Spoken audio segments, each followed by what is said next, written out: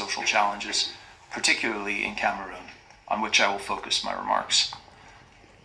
The security and humanitarian conditions in Cameroon's northwest and southwest regions have significantly deteriorated since the last UNOCA briefing to the Security Council in June. Violence continues to escalate, obstructing vital humanitarian aid delivery to over 430,000 IDPs and blocking health and education services to rural children. Mr. President, October was the most violent month on record in Cameroon in recent years, and judging from anecdotal reports, we fear that November will surpass October as the bloodiest month on record. We don't want to see that horrible trend continue again this month in December. The violence must stop now. Violence between government and Anglophone separatists has resulted in killings and abductions of civilians, including a U.S. missionary, who was killed on October 30th. Faced with mounting insecurity, tens of thousands of Cameroonians have fled to neighboring Nigeria, as we've heard, while hundreds of thousands have been internally displaced and need humanitarian assistance. The stakes in Cameroon are too high for this crisis to continue unaddressed. Cameroon remains an essential security partner in the fight against Boko Haram and the Islamic State in West Africa, including as a member of the multinational Joint Task Force. The continuing crisis threatens to detract from our mutual security objectives in the Lake Chad Basin. Mr. President, the United States calls for an immediate and broad-based reconciliatory dialogue without preconditions between the government of Cameroon and separatists in the northwest and southwest regions. We urge all sides to forswear violence, to restore peace, and to resolve their grievances through political dialogue.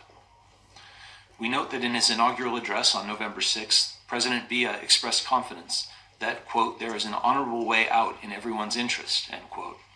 We encourage President Biya to make good on his commitment to accelerate the decentralization process and adopt the recommendations of the Cameroonian Commission on Bilingualism and Multiculturalism.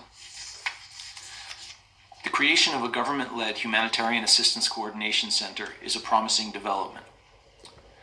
However, the government has done little to address concerns over its own lack of respect for humanitarian principles of neutrality and impartiality, and the guarantees of unhindered access to conflict-affected populations. We urge the government of Cameroon to prioritize respect for humanitarian principles and to ensure unobstructed access for UN agencies and humanitarian NGOs assisting conflict-affected populations. Mr. President, the United States believes that UNOCA, through the good offices of Special Representative Fall, could provide technical assistance and mediation support to facilitate a broad-based reconciliatory dialogue without preconditions. We hope that ECCAS, the AU's Peace and Security Council, and the AU Commission will enhance their efforts to support the peace process, and we encourage them to coordinate with UNOCA in this effort. A peaceful and stable Cameroon is critical to regional stability in Central Africa, and both deserves and requires the continued and close attention of this Council.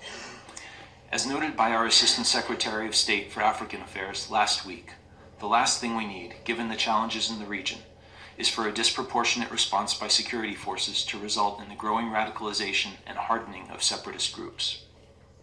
Mr. President, in our August PRST, the Security Council called for a strategic review of UNOCA's mandate by August 1st, 2019.